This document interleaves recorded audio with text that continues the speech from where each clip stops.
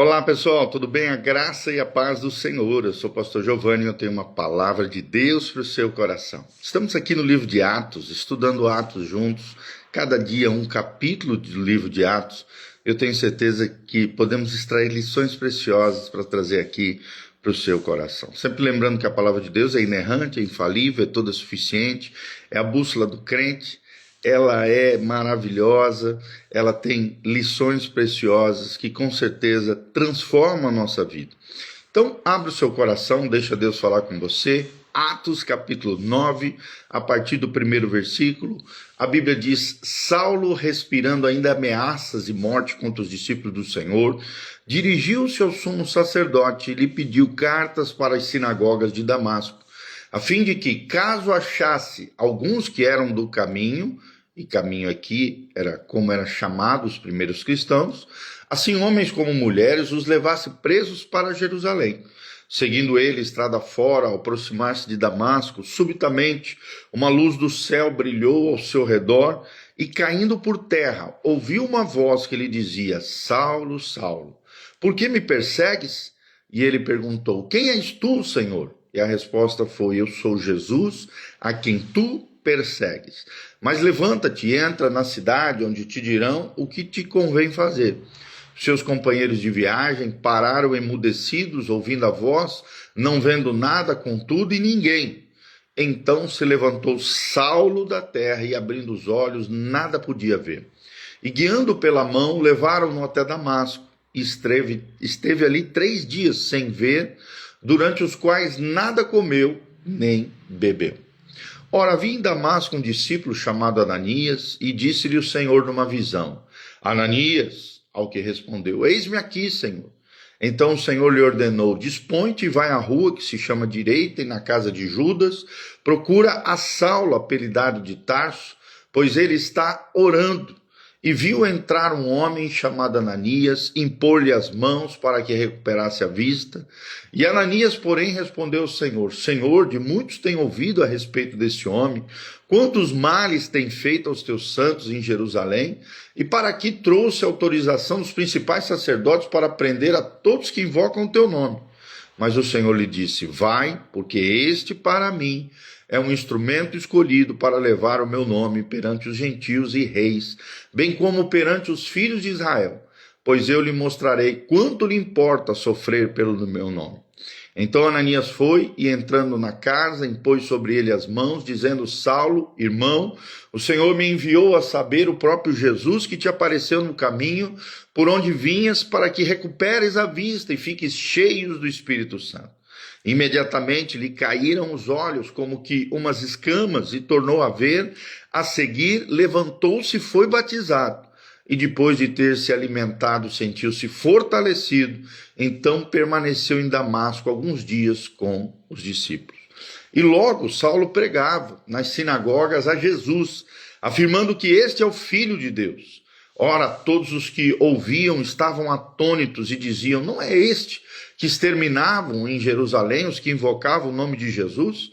E para que veio precisamente com o fim de os levar amarrados aos principais sacerdotes?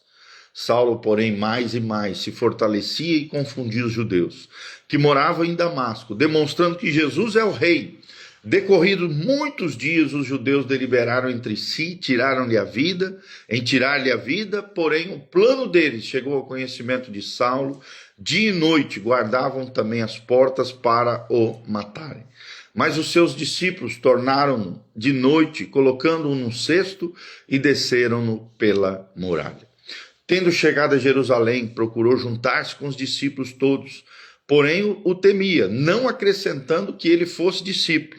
Mas Barnabé, tomando-o consigo, levando-o aos apóstolos, contou-lhes como ele vira o Senhor no caminho e que este lhe falara, como em Damasco pregara ousadamente em nome de Jesus. E estava com eles em Jerusalém, entrando e saindo, pregando ousadamente em nome do Senhor. Falava e discutia com os helenistas, que são os gregos aqui, de origem grega, mas eles procuravam tirar-lhe a vida. Tendo, porém, isto chegado ao conhecimento dos irmãos, levaram-no até Cesareia, e dali o enviaram para Tarso. A igreja, na verdade, tinha paz por toda a Judéia, Galiléia e Samaria.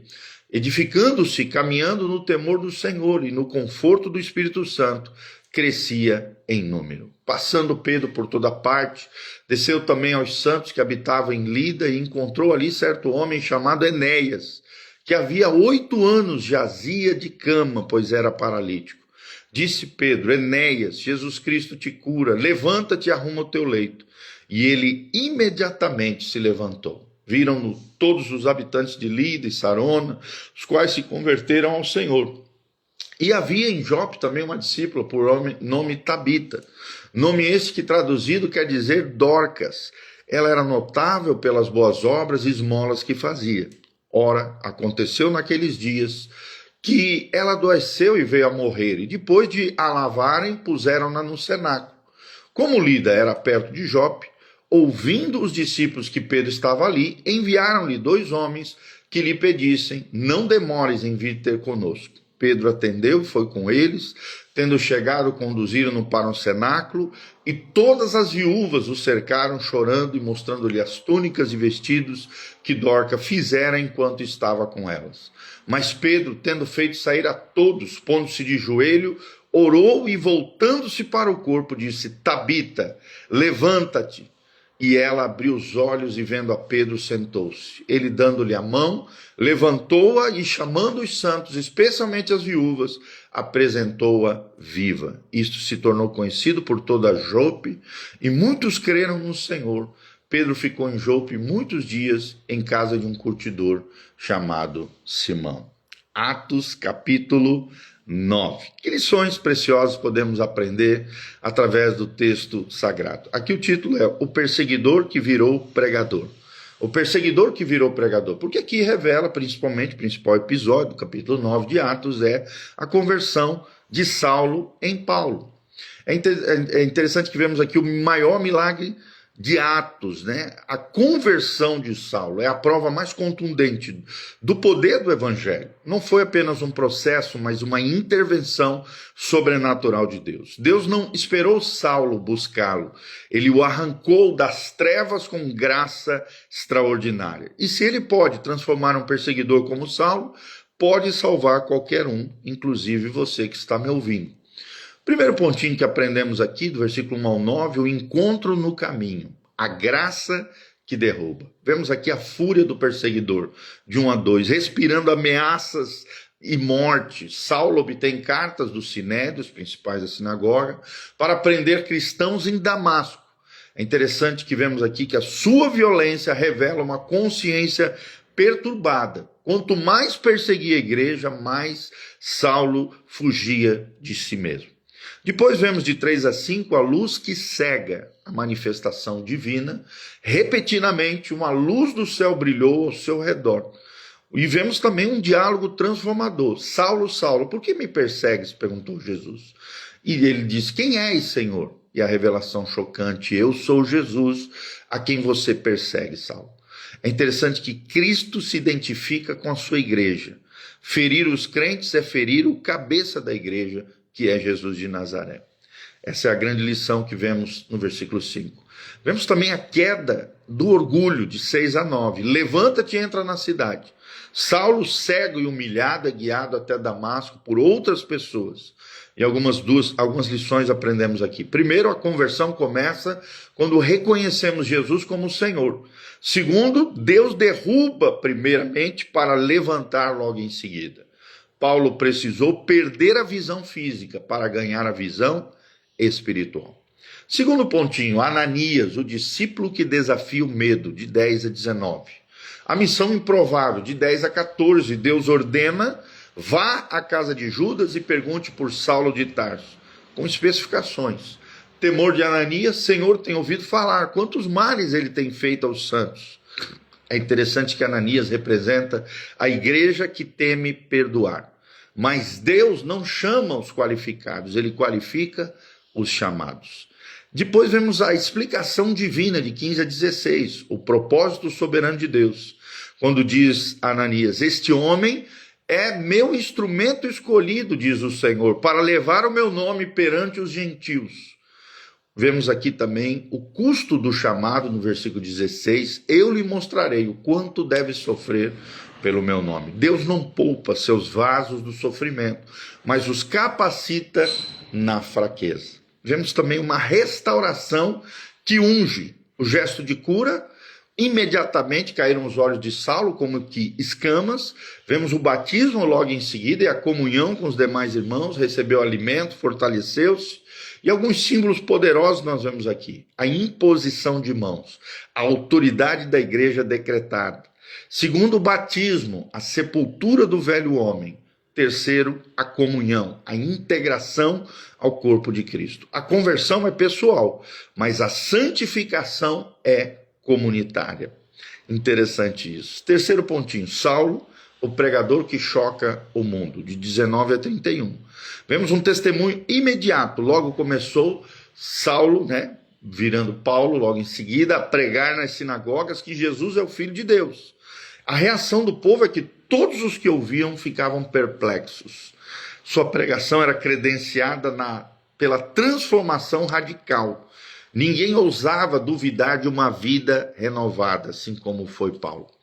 Pois vemos logo em seguida uma perseguição reversa, de 23 a 25, judeus conspirando para matá-lo, no 23. Mas ele foge em um cesto pelo muro. A ironia divina que nós vemos, o caçador torna-se presa. Quem prendia crentes agora é resgatado por eles. E vemos também a rejeição em Jerusalém e o descanso em Tarso, 26 a 30. Desconfiança dos discípulos, todos tinham medo dele, mas vemos uma intervenção de Barnabé, o filho da consolação, que contou como Saulo vira o Senhor. Podemos observar aqui que Barnabé significa o filho da consolação. A igreja precisa de consoladores, reconciliadores. Um novo ciclo de pregação e ameaça surge no 28 e 29, culminando em sua partida para Tarso. E a igreja, a partir do 31, mostra, revela o crescimento da igreja. A igreja experimentava paz, se multiplicava, tudo isso encorajada pelo Espírito Santo. Quanto maior o inimigo se torna aliado, o inferno recua. E a perseguição de Saulo morreu e a igreja floresceu. Algumas lições importantes para nós fecharmos, lições para a igreja hoje. Primeiro, ninguém está além do alcance da graça de Deus. Se Jesus salvou Saulo, o terrorista religioso, ele pode salvar também seu familiar rebelde, qualquer um.